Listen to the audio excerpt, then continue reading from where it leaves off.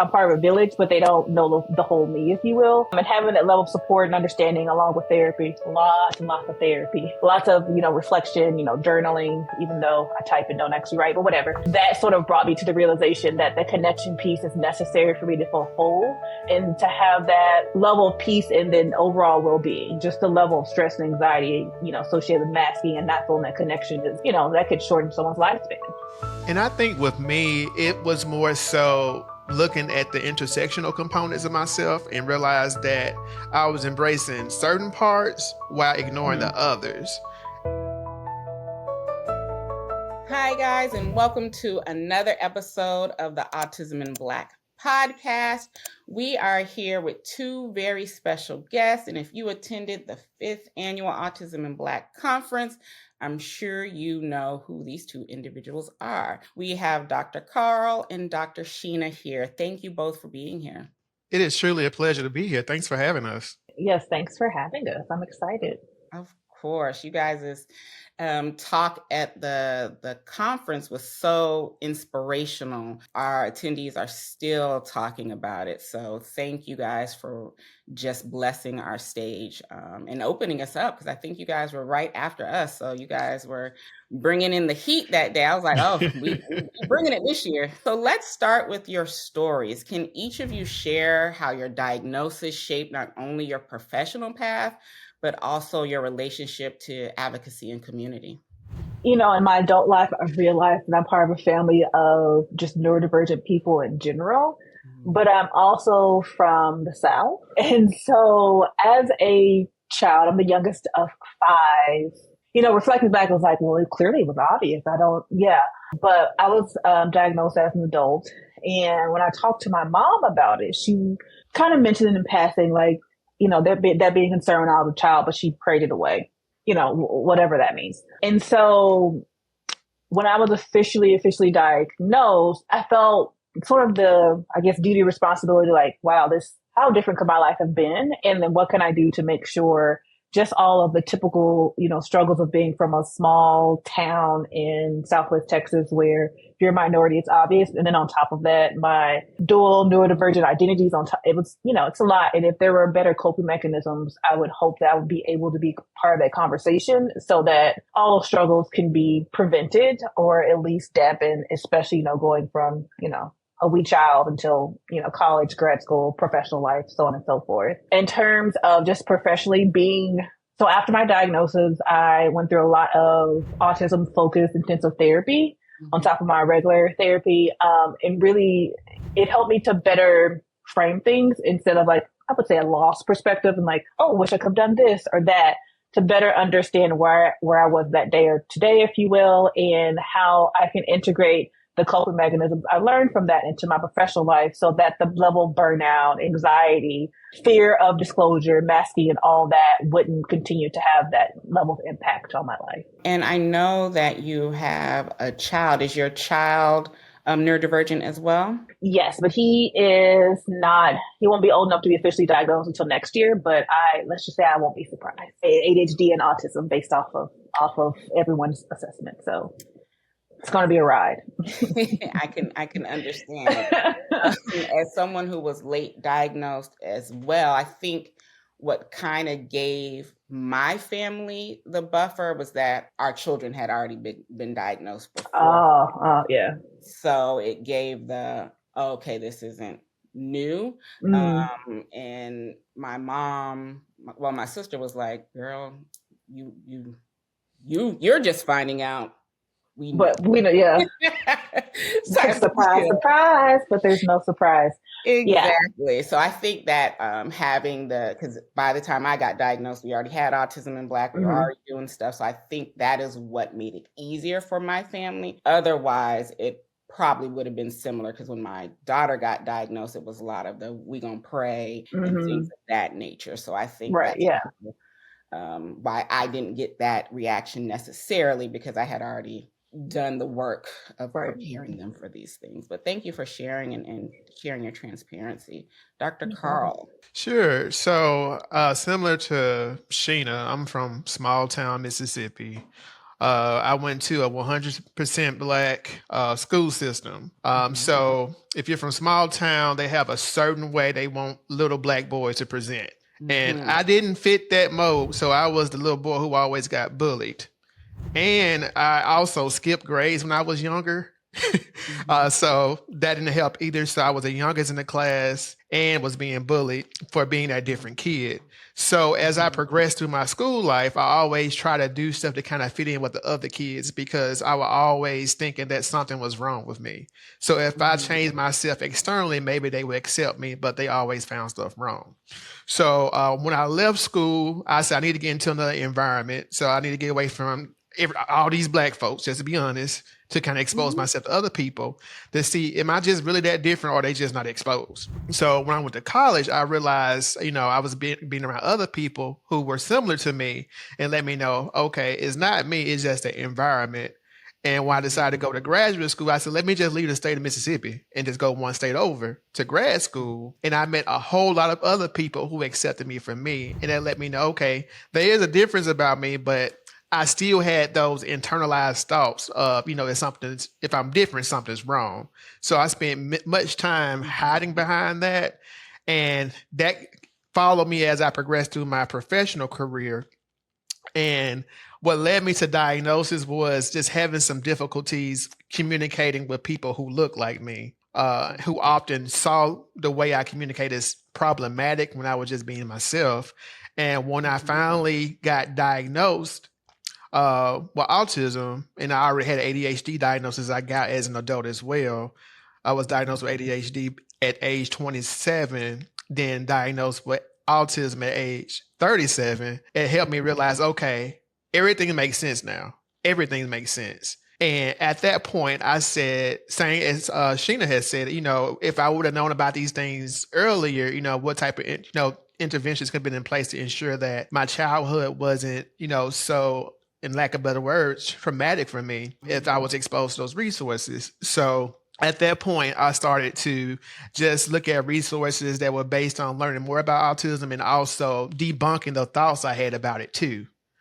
Because being trained as a physician assistant, being in the medical side of things, you always think something that's different is something that needs to be fixed because it's broken. So I had to change my whole mindset where everything was like, it's not broken, it's just different. And society is just so used to things being a certain way. When something is different, they don't know what to do. So they automatically want to fix it because they don't like being uncomfortable. So at that point, I was like, I'm not seeing enough Black boys or Black girls being seen in media as autistic, and they always show a certain type of person. I said, that has to stop. So at that point, I started becoming more open about my journey, being an autistic Black boy who turned to an autistic Black man, and showing the importance of, recognizes that difference and doesn't mean something's wrong with you. It's just different is different.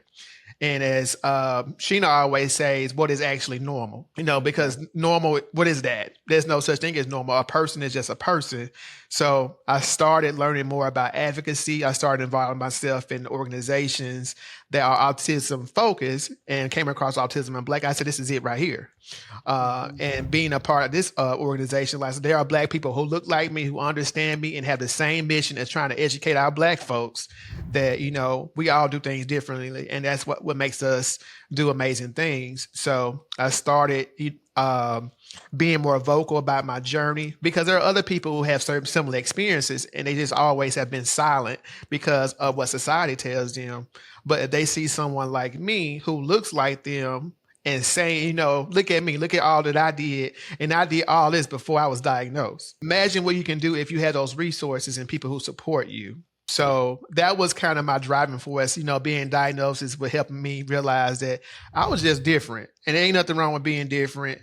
And if I spent my whole life adjusting to everybody else, why people can't adjust to me?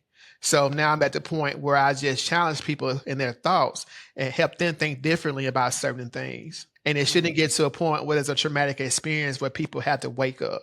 And we need to start becoming more aware that, maybe the way that we've done things in the past is harmful to people. And we just need to make those adjustments. So that's what kind of pushed me into doing the advocacy itself. It's just more so seeing more representation of us and also challenging us to let us know that just because somebody moves differently doesn't mean something's wrong with them.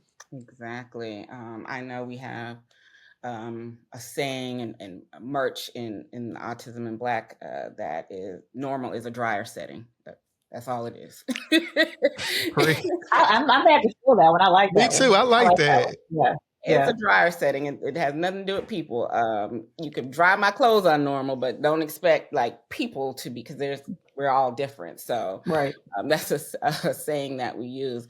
But I know, Dr. Carl, we told you about an experience that a attendee had at the conference when he saw you on the stage, because for a lot of Black parents raising Black autistic children, especially Black autistic boys, we kind of can get frozen because we don't see that representation. We don't know what the future holds. And when you got on the stage and you were sharing your experience and you were talking and doing your presentation, it had a huge impact on one of our attendees, because for him, he was like, now I can see a future for my son. My son can do whatever he wants to do. My son can be a doctor if he wants to. He can do whatever he wants to, because then he had the representation. So representation is so important, like you said, because a lot of times we don't know if we haven't seen it before. Right. And both of you have spoken about the isolation that comes with being Black, autistic, and in a predominantly white neurotypical system like academia and medicine. What has really helped you move from isolation into connection, and what does that community mean to you? It took longer for me to recognize the isolation because that's just what I was used to from. So the elementary school I attended was all Black. After that, it was, if you were Black, it was obvious, if you will. And so by the time I got to high school, all of my classes were either AP or advanced classes. And so I was normally the only Black or brown person in the class. And so it was just sort of normal. It's like, okay, let's assimilate, let's mask, whatever. Even though then I didn't really realize that's what was happening.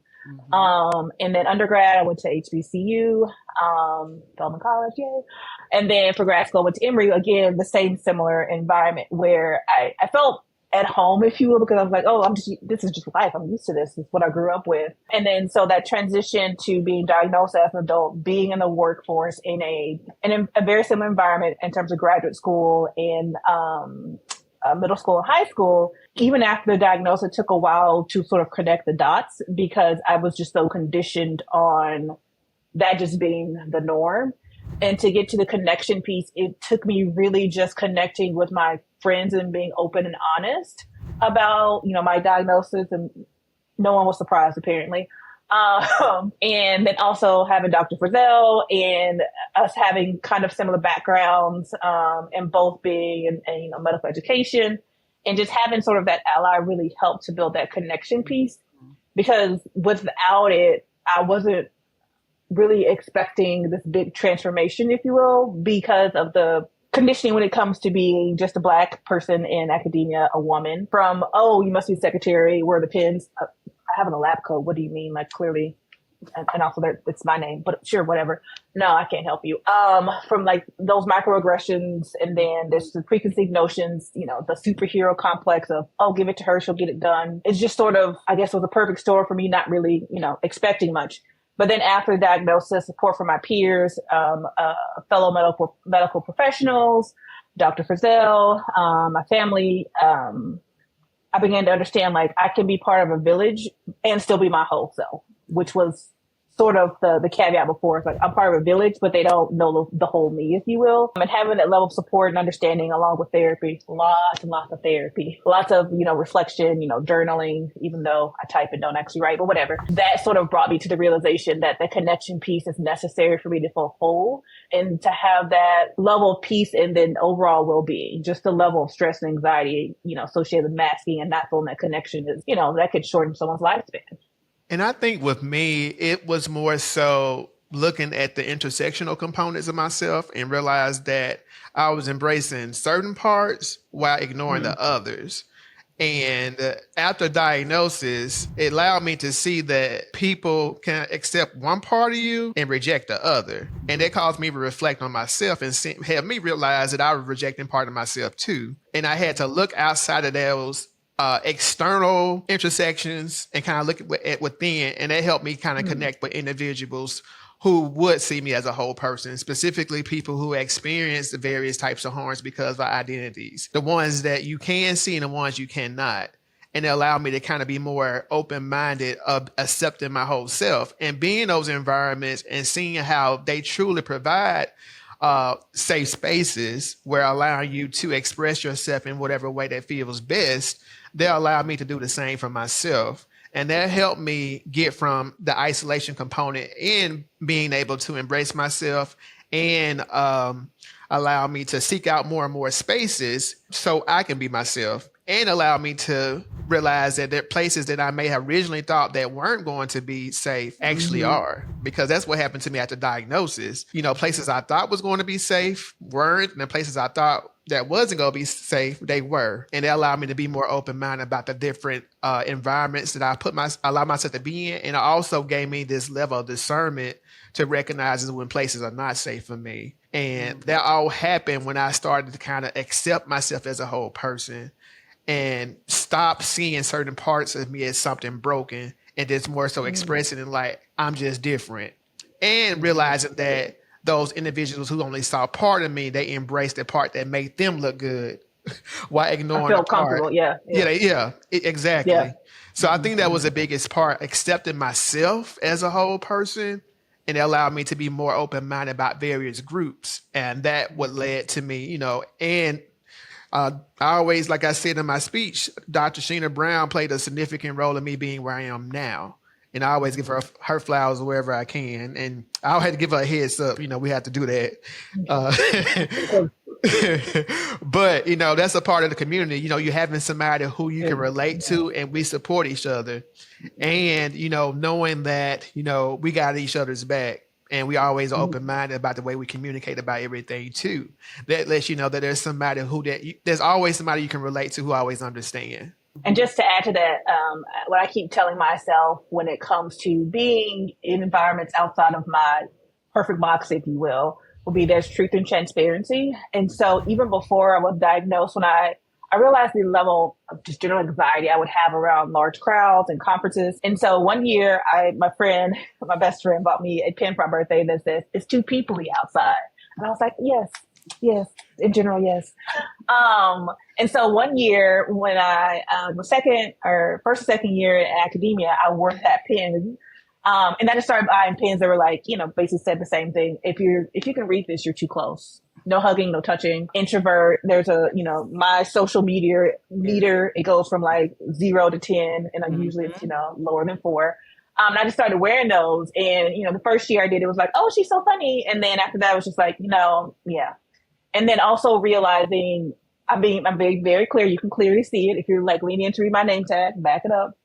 Thank you. But then also it got to a point like after 5 or 6 years where I would just say, oh, this is not actually part of the conference. There's too many people in this room. I feel uncomfortable. It's time for me to go. And one of my collaborators, we were actually talking about it this week or last week. I can't remember. Yeah, it was like the week before. I was kind of like taken aback because I could overhear. She overheard me talking to one of my close friends that was also at the conference. And I was like, I'm out. I was like, too many people in here. She was like, I was just so taken aback, but it felt like you didn't want to be there. And I was like, well, I didn't. But it wasn't anything personal. It was my anxiety was on 10 and too many people. Someone touched me and I was ready to go.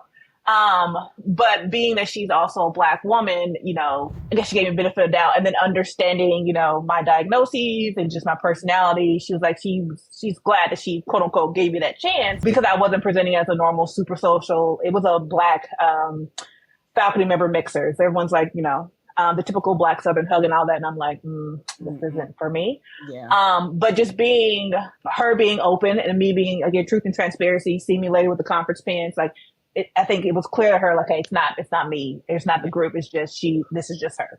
And I want to add one thing to that. I was just thinking about this as you were saying, it takes the other person being intentional and learning how that person actually is instead of just going off of assumptions and just automatically thinking bad. So even though she had that initial thought, she took that time to get to know you and realize, oh, that's just the way she does things. Yeah. And she also made a comment about like when you said something about that in the future. She was like, girl, me too. I felt the same way. Yeah, she's like, but she wouldn't like actually verbalize it. I was like, sometimes I don't know I'm verbalizing it. That's how uncomfortable I am. And then when I realized, I'm like, it's definitely time to go. That's me in social situations all the time. I tend to, at this age, not even really even put myself in a lot of big social situations because I'm not happy. Yeah, I'm just like, it's nothing against, people. It's just it's a lot. Yeah. It's overwhelming. It's too much stimulation going on for me. But that and the mental gymnastics is just like, I'm trying to just be okay with the fact that my spoon's too big. Exactly. And you're concerned that I'm not engaging with you. Like, oh, she's just interested. No, I'm literally having an internal freak out because I don't want to call it scene, but I told them I don't want that spoon and it's still here. So like, what do we do that?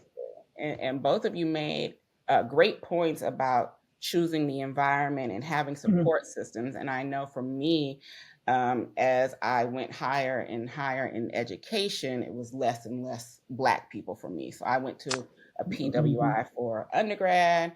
I went to PWI for grad school for my master's. My first PhD program, it was maybe like 2 or 3 of us in there. And I just could not, the executive functioning was not there because I was like, y'all just want me to, there's no due dates. I'm out here just willy-nilly in it, right? And then the lack of support because I'm the first one in my family that's going for a PhD. So nobody knew how to truly support me. My husband was in med school at the same time, and med school is completely different. Also, his personality type is completely different. He is type A. I can sit down and study and do, and I'm going to read the book. And I'm like, I don't want to read the book. I just need to hear. And that's how I'm learn. So he couldn't really help me at that time because he was like, I don't know what to tell you. Yeah. So I stopped my first PhD program. And then now circling back, I knew I had to have a community. I knew I needed Black people who have been through the process. I knew that I needed Black neurodivergent people who have been through the process. And it's been such a different experience. While there's still not a lot of Black people in my program, I have cultivated that space outside to help me get through this because it's so important to have that community. So you two made great points with that. And Dr. Sheena, as you were talking about your social media, I was like, she is talking about setting boundaries. That's what she's doing. Yes. I have become a wizard at setting boundaries. Yes. Like my coworkers now know, like, don't ask Sheena about a potluck. She's not going to go out to lunch with you. She doesn't really want to. Don't bring me something baked from your home. If you have pets, especially if you have cats, I don't trust it. Like, and I guess because my ripe old age, I'm just like, I'm not going to pretend. I'm not going to eat your food. Like, it's just, this is just who I am. And being able to sort of cultivate the environment where you feel comfortable setting those boundaries, because as we said earlier, what is normal? And if I'm just sort of shucking and driving, if you will, going along just to sort of fit in, like, no one's happy. Exactly. Right? So, those boundaries I feel like have been really instrumental in just the general still have anxiety, but everyday anxiety, the autism, burnout and breakdown. Like, I feel like while I had to force myself to be more vocal with my own advocacy, the end result definitely been worth it, because without it, I would still be doing the same things. Like, in my first academic job, I don't work with overhead lights. It triggers migraines. It's not a sensory friendly environment. It triggers all the things. And I was in the office. They didn't have windows. And so I had a desk lab. Finally got to an office with windows, but it was sort of off to the side from the main office suite. And I was basically told, well, we don't know what you're doing in there because your doors are always closed. It's so dark. We don't know if you're there. And I'm thinking, why does it matter? Exactly. Like, I'm exceeding you in all outcomes. So like, my office setup shouldn't really bother you. But also being the only minority faculty member, having these privileges, if you will, of having this office, having these privileges of me being able to create an environment where I feel like I can be super productive. After someone made the comment, it was just like the next day I was just like, boundaries. Like, no. Exactly. What are you doing in there? Working. I have a sign up that says, when you can knock, do not knock. I'm hyper focused. I'm working on a grant. I'm doing whatever. No, I'm not turning my light on. If you want to come in here, use this natural light, or you can send me an email. Also, don't pop up, and don't touch me. That part. And and to add to that, you know, it just kind of it improves your quality of life when you have those boundaries set for sure. And it lets people know it's like you're walking into my space that I made comfortable for myself. So you need to make sure you're making sure that you follow what's best for me. So it's going from like boundaries to rules. And you have to follow both of those to ensure that I'm good. Because I spent most of my life being in stress, being full of anxiety to make sure that you're good, and those days are over with. Because like for me, like I'm all about quality of life over everything. And if someone doesn't respect what I have put in place, you have to go. Exactly. It took me until probably my master's, when I was pursuing my master's degree as a therapist, to understand the importance of boundaries. I mean, that's something you're learning in the curriculum. I'm like, oh, this is so like I can actually use this in real life. Like, exactly, you know, right. Especially with their family. Like that's exactly. Once you get to that level, it's like a whole new world, literally. A whole new world. Like literally. It's like, oh wow. So I don't have to do what you're saying. I can, because you know, in Black families, you know, boundaries don't exist. Exactly. So they struggle. Like, oh, y'all, I'm not gonna know what to do with me now. And that's how we raise our children. So my children are very much like, oh, this is my boundary, like, and that's it. And you know, family members will be shocked. And I'm like, either respect it or you can or go not. Yeah, he said he doesn't want to hug you. I don't tell you. Right. He doesn't like groups of people. Like I don't know to tell you. Come here, give me a hug. He's not going to, and I'm not going to make him. And I always love this story, like with Dr. Sheena's and her son when I first met him in person. And my son is a character. Like he is a grown man in a very small child's body, and he will let you know it's enough for me, dog. And he's also my birthday buddy, so I always understand. Because Sheena was like, "You gonna say hi to Mr. Carr?" He was like, "No." He looked at him and he was like, "No." And I said, I get it 100%. You have to get to know these people until you feel comfortable. But by the end of the day, he was like, "Mommy, I want to hold his hand." And you know, but he was like, "No." That reminds me of my son. That's why I had to give several disclaimers before he got on that stage. Because I'm like, I don't know what the child may say, y'all, but just go with it. It's a daily struggle. Because I'm just like, who knows? Because Bryson, I've created an environment where he feels emotionally safe, which is great for him. But sometimes I'm just like, Exactly, because I'm like, I get a little nervous. I'm like, I'm always going to support you to your cousin. Yeah, you probably shouldn't have said that. Exactly, we got to talk about that at home. But I was like, oh, I've cultivated real free kids out here in these streets. They just But how do each of you, because this is so important to me as a therapist, how do each of you support your own well-being emotionally, physically, professionally, while navigating environments that can be dismissive or harmful? That is a loaded question. For me, it started just in general, recognizing like, why do I feel like I've been in a fight almost every day? Like I feel like physical manifestation of all of the dumping, if you will, on the trash can, put the lid on it, trying to get through the day and not really addressing the issue or taking time to reflect. And one day I just was like, oh my God, my body hurts. My migraines are out of control. No medication would control it. I was getting injections to help with it still. And it's just like the nausea, everything. And one day I was like, you know what? Maybe you should take time to take care of you because I'm a very much unfortunately type A. So my autism and ADHD fight each other all the time. Right. Depending on the day, one may win and the other. It may be a team effort. And so it got to a point to where like it's 3:00 in the morning, I'll pop up and be like, ooh, that's one thing wasn't done on my list. And so I got to get that done. And then 2 hours later, my kid's waking up because he's potty training. And so it's just like, and one day I was like, okay, let's unplug completely. So I got to a point now, well, I try to at least no social media, which Carl knows that doesn't count well. when it comes to TikTok, because that's how I dissociate from the world. No, I try not to do that or TV or any stimulation right before bed. Throughout my work day, I use a Pomodoro timer. And so every hour I try to at least for 5 to 7 minutes, just completely unplug from whatever I'm doing. So I'll play ADHD music or calming music or just literally just lay there, do whatever, because, sure, it shortens your work day or productivity according to some, but that recentering makes it much easier for me to be more productive, have a clearer mind. And also at the end of the day, it doesn't literally feel like I've been in a boxing match. It's just like these small little tweaks throughout the day or in my life. And now, like, before I felt, oh, I want my son to know what it is to be loved. He wants to hug me. He wants to cuddle, whatever. Like, let him just sort of drive the car. And now I'm like, respect my boundaries. Mm-hmm. Mommy doesn't want to be touched right now. It's like, Mommy, you don't have boundaries. I do have boundaries. I'm going to need you to leave this bathroom right now. My new thing is like, I will fight you. He was like, you're not going to fight me. I'm your kid. I will fight you. Please leave. No. Maybe I shouldn't say fight you, but we're going to go back and forth because I want you to respect my boundaries. We will have a complete dialogue. No, I don't want to be hugged. And I don't have to explain to you why. Like, just please get out of my room. Leave me be. Both you and your daddy do not come in here for the next however many hours.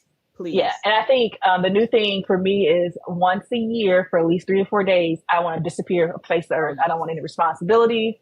I'm not worrying about parenting. I'm not worrying about anything but me, this hotel, and this food, and these naps. I do that too. I do it on, and you guys might judge me listening, but hopefully not. I do it during Mother's Day weekend. That's perfect. What for Mother's Day is for you to leave me alone, please. Leave me alone. Exactly.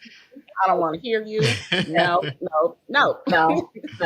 Yeah, and the first couple of Mother's Days that I had, I was just like, oh, I feel, celebrated, all this, all that, but felt, the warm and fuzzies, but really I'm like, I'm so tired. And so now I'm just like, what would you like? To be alone. I would like to be alone. I would like to catch up on my show, whatever that show is at the time. If you want to, slide me a spa voucher, that's great. You find me some coins, some expensive perfume, but also leave me alone. Exactly. For that day. Please. You want me to make you dinner? Maybe the day before or after, but I just, no. Y'all ain't seen me. Deuces on Friday. I'll see you Monday after school. And that's teach me your ways. Because after 48 hours, it's just like, when are you coming back? Oh, listen, I do not disturb. Well, Dr. Barry even understands now. He's like, okay, we got to leave this lady alone. Let her have her time. Please. It benefits everybody. Yeah, I don't want to talk to. Well, I do not put on do not disturb real quick. Y'all will see me Monday, and I'll deal with it then. But and in my family, unless it's a fire, like y'all be all right. Yeah, they're just like, okay, she's doing her. But thank you for sharing that and being so transparent. What about you, Dr. Carl? I think the key moment that happened with me is like whenever I was at work, clinically or in medical education, I was 100% in all the time, knocking tasks out and prioritizing everything else over my well-being. Then in September 2023, I found out I was diabetic. And the importance about finding out I was diabetic, my mother was another person. She was the baby of 14 kids.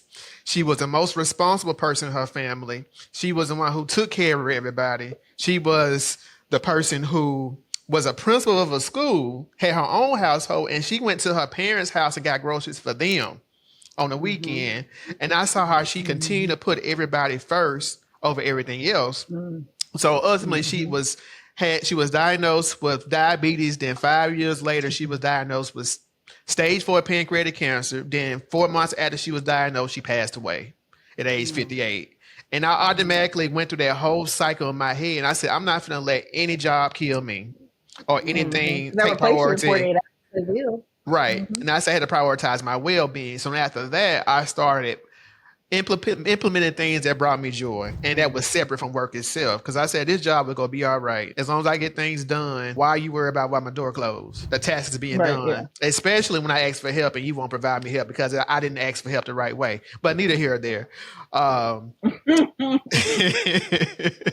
But I just started prioritizing what made me happy. So I'm the type of person, I would take time out to play my video games. I love my PS5. I play, I play my games on there, and I love reading as well. So I have my audiobooks on while I'm doing my cleaning and everything, because it allows me to kind of detach from the reality of the work itself and do things I actually enjoy.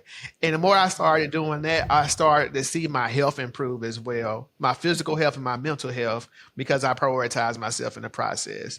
Because I always think when people say push it 100%, my 100% is not the same as theirs. My 100%. No. And also my 100% for today or this hour may be different. Exactly. Right. And, right.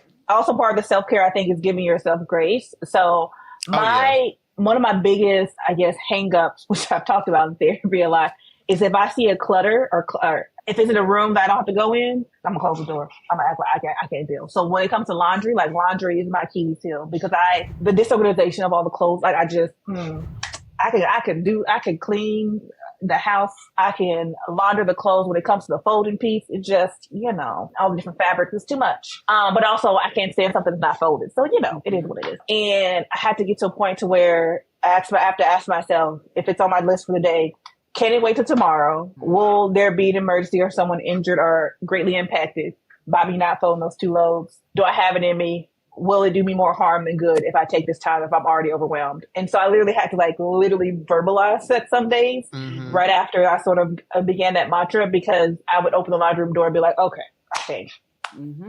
Like it's towels and workout clothes, Sheena. It's going to be okay. Like it will be all right. And so I had to condition my brain to understand that regardless of what my task list is or my to-do list is or what these outside sources need from me, whether it be family, work, friends, whatever, if I'm not okay, I can't give you all that I can't give to my capacity. And so my tank's completely empty. My car's not going to move. Right. And that also kind of helps you, put some structure to what is unstructured at first. When you kind of talk through it and help categorize it and prioritize it too. It's like, let me go through these steps. Let me ask myself these questions. This allows me to put it from today, tomorrow, or this hour to the next, because it's going to be all right. Because ultimately, as Sheena has said, is it an emergency or not? It's not an emergency. It can be put off. Let me prioritize making sure that I don't get to a point where I'm just like, oh my God, what's going to happen? Yeah. So it kind of helps you put that structure to it. Yeah, some weeks, I have to wait till Saturday, and some weeks, it's like as soon as it comes out, let's go ahead and fold it. My partner likes to do laundry every day. I can't do it. I also don't wash my clothes because I don't like the way you do it either. Like if that's not right, these colors don't go together, these fabrics don't go together. I don't like that smell. And so, depending on the week or the day, how I feel, like the outcome of laundry may differ. And also like certain things, like I can't stand a dirty kitchen. Every night that kitchen table better be polished and clean. Like, so it's just like, what's important to me? What's going to really bother me and what's not? And laundry is like, that's why I have 3 of us the same pair of jeans from the same place. Like, Listen, I like one thing. I'm getting into every color. That's me. Yeah. And from the same place. Same exact place. And I know, before I get to our last question, Dr. Sheena, when you were presenting at the conference, that was the first time my husband has been around a Black autistic woman besides me. And he was like, oh my God, y'all are so simple. Look at you. You're both rocking. He's like, y'all rocking. He's like, the things that you say, he's like, you do that too. And for him, it was like, oh wow, like look at your people. Like you do you want my brain to go on an adventure? And do you want me to be okay, or do you want me to think, my brain is left, my body's about to leave too? And so I have to do what I have to do to be present and self-soothing. Yeah. Yes. I'll have an anxiety stone, something. So he was like, look at this. So for him, it was that representation outside of just me and seeing you. And he was like, oh, look at that. I like that. So as we wrap up, what message do you want other Black neurodivergent professionals or ones who are aspiring to hear about building lives that are sustainable and that are liberatory? I will go, I would think the biggest thing is just to recognize that you are not by yourself. It's a community of people who are out there who are just like you. And, with some effort, you'll be able to find them. And that's how we came across Autism in Black. I was a part of another autism group and somebody dropped a link about Autism in Black. I said, Sheena, look at this. What? I didn't even know. My response was, who knew? And our thing is, we submit a lot of conference proposals. We are advocates for autism, for medical education, for increasing minorities' healthcare, access to healthcare for underserved environments. And so if anything that fits under the umbrella, I'm like, boop, this is what I found. He's like, boop, this is what I found. Okay, let's go. Let's do it. For professionals, to get back to the question, for me, is understanding that it's okay to advocate for yourself. and to work the system just like anyone else. And so when it comes to approaching certain concepts, especially asking for accommodations, which I recommend don't disclose until after you're hired, because while, certain institutions or companies will say, oh no, truth and transparency and we don't discriminate, I don't know that it actually fleshes out in most corporate environments. So don't disclose until you, file a guideline. Maybe even wait those 30 days for that probationary period or whatever it is. And then when it comes to the accommodations meeting or request, depending on, your institution or where you are, I tell people to move for the confidence of a mediocre white man. Like, you are entitled to these things. This is what you need to be productive. This is what you need to be your best self, and to not let this job, whatever it is, take you down. So walk in there with that confidence, understand what your rights are, research your rights in your state, what others in your institution or your company have been providing in terms of accommodations, what's reasonable in terms of your position. Are you student facing? Are you customer facing? Whatever the case may be. And then based off your diagnosis, what are reasonable accommodations and how can you have that as part of your toolkit or armor when you're going to these environments, whether they are accepting or not. With my current job, I wasn't really expecting this level of openness and acceptance and understanding. To me, that was quite the shock because that's just not the typical in higher education or medical education in general. But I already had my armor on. I already knew what I was entitled to, what reasonable accommodations were based off of my, job duties, all the things. And the response surprising here, not like other positions, was basically, oh, you have the letter? Okay, cool, no problem. Like it's documented, this is your work schedule. You want these amended hours. You want to work from home these days a week. Okay, just don't ask your supervisor. It can be floating or set days, whatever works for you. I'm like, I like a schedule. Let's do a set date and set days I'm here and set days I'm at home. And some days, advocate for yourself that, if you have mental health days or sick days, use them. It could be physical sickness. It could be something you can't physically see. As long as you don't get to that point to where you have to have a doctor's note and you don't have one, advocate for yourself and take those days. Because for some companies, they don't renew every year. If you don't use them, you lose them. And you're at work stressed out, upset, overstimulated for what when you have 10 vacation days or 10 sick days. Take those and be able to advocate for yourself. And some supervisors may say, oh, we don't have coverage, or, oh, I need you here or there. Understand what your policies are for your wherever you work. And if it's you need to give 2 weeks notice and it's on the supervisor, understand that. If you gave a month's notice and they're like, oh, I need to renege, I would like to tell you PTO, prepare the others. I won't be there because I have notice. I've given you notice. I have documentation and document and to make it clear. So you don't, find yourself in an environment where now the supervisor is saying you're difficult to work with, you're not accommodating, try to flip the switch. No, I've documented, I follow the policies, and I understand that we're short staffed, but that's not my personal problem. Right. And my paycheck also doesn't reflect this level of responsibility or care. And so you want supervisor responsibilities with hourly wage, pay. Right. Again, and I would say that they're, and they're banking on you not knowing information. That way they can continue to get over on you. That's why you need that armor, you need that suit. Yeah. Right. Yeah. So it's important for you to understand your rights and know them and have those receipts ready when they say this is not, according to this right here that I sent to you yesterday at this particular line, this is what it is. And like Sheena said, prepare the others because I did everything according to policies and procedures. So that's not my problem.